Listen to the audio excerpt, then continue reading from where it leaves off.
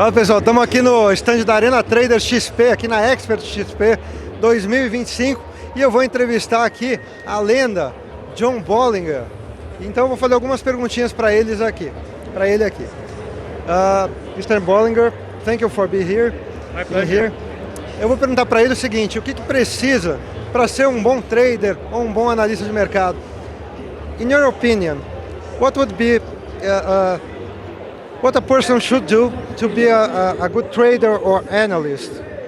I think the number one thing is that they have to learn to be disciplined and follow an approach, so a rigorous approach, so they're not subject to emotions. But one key thing that I think people don't do that they should do is they should look at their system and their approach at the market extremes and see how it behaves there. And then they'll understand the next time you reach a market extreme, they'll understand how to behave and how to react to the indicators and the tools that they're using. Extreme. Bom, vocês sabem, o John Bollinger, ele é famoso pelas famosas bandas de Bollinger. E tem outros indicadores também. So I'm saying here that you're famous for the Bollinger Bands. Some people think that the Bollinger Bands is all about these extremes that you are telling, but you have the walking on the bands. In your book, you say that walking on the bands is not a good situation to sell the bands, correct? A perfect example is what we have now in the U.S. stock market. The S&P 500 and some of the other indexes. You know, we made a bottom, and now we've been walking up the upper band for a long time.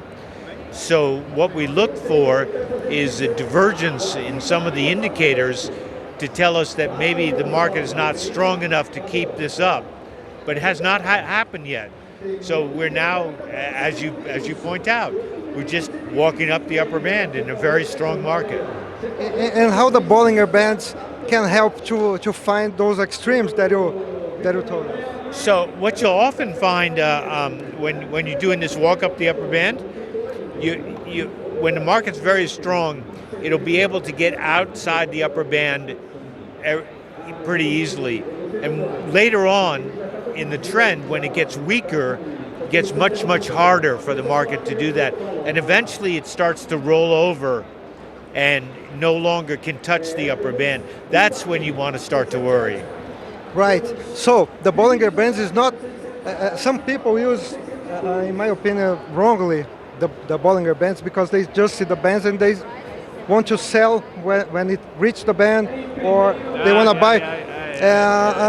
It's too soon. You need more than this. You know, you need because we like to say that a tag of the upper band is not a sell by itself, or a tag of the lower band is not a buy by itself. You need more information, right? So, for example, if you're running another indicator like RSI that tells you that the momentum is strong, then you might want to see if you can do a walk up the upper band.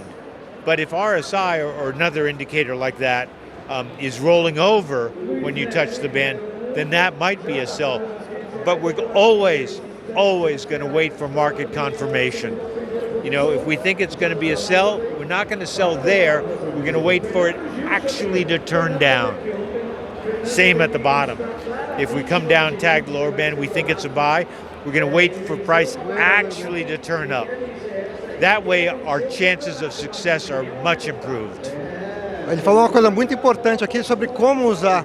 So you're saying good things about how to use correctly your indicator Bollinger Bands. You actually have a book which I read many times, Bollinger on Bollinger Bands.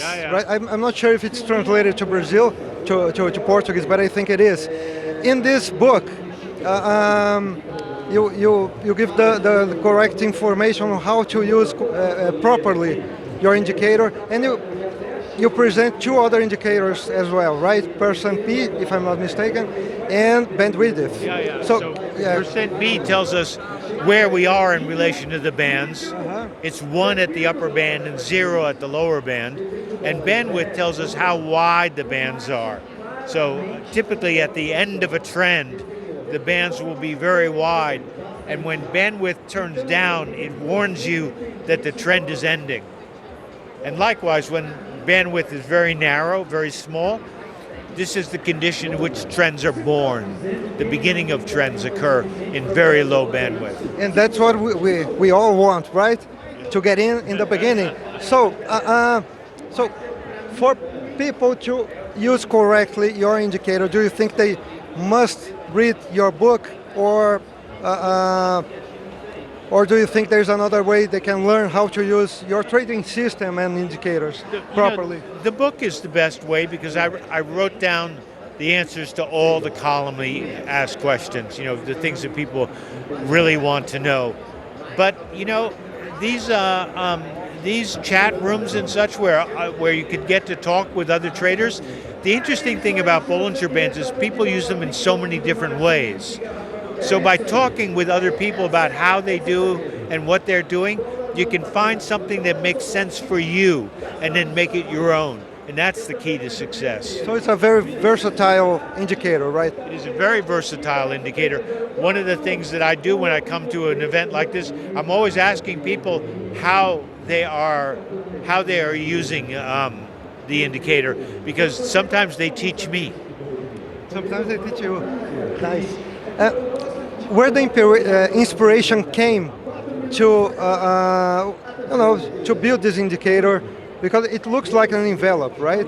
I don't know if the inspiration came from there or somewhere else. So we used, when I started, we used these fixed width envelopes, 20 period moving average and upper band shifted a fixed width, say 5% or 10% above and 5 or 10% below. That was how it started,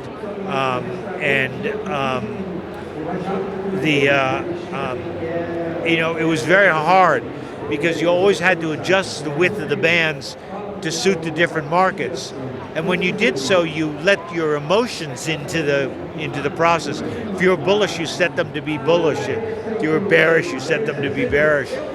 So I wanted a mechanism that would adapt automatically, right? So I wouldn't have to set the width of the bands. And I found that volatility was that mechanism, and that's the origin of Bollinger Bands. Awesome. Are you aware of hedge funds or even individuals here in Brazil that are using in the local market in Brazil or in other emerging markets that are using your system, your bands in their hedge funds? It's actually easier to use them in emerging markets because there's less noise, less arbitrage, less craziness. The hardest market to trade of all is the biggest market. And as you go down from the biggest market to smaller markets, not necessarily tiny markets, but just not the biggest market, it's much easier to use all the technical tools, including Bollinger Bands. Last question here. Well, I read your book 20 years ago. It's consolidated, the theory and all. Is there any next steps that you, or actions that you want to take for the future, things that you want to improve, or do you think it's already perfect and you are satisfied with it? Well, I'm satisfied with the book, but markets keep on changing, so we have to keep on adapting to the new markets and new market conditions. So that's the life of a trader, is constantly adapting to what's going on. Well, thank you very much, Mr. John Bollinger here. An honor to interview him here.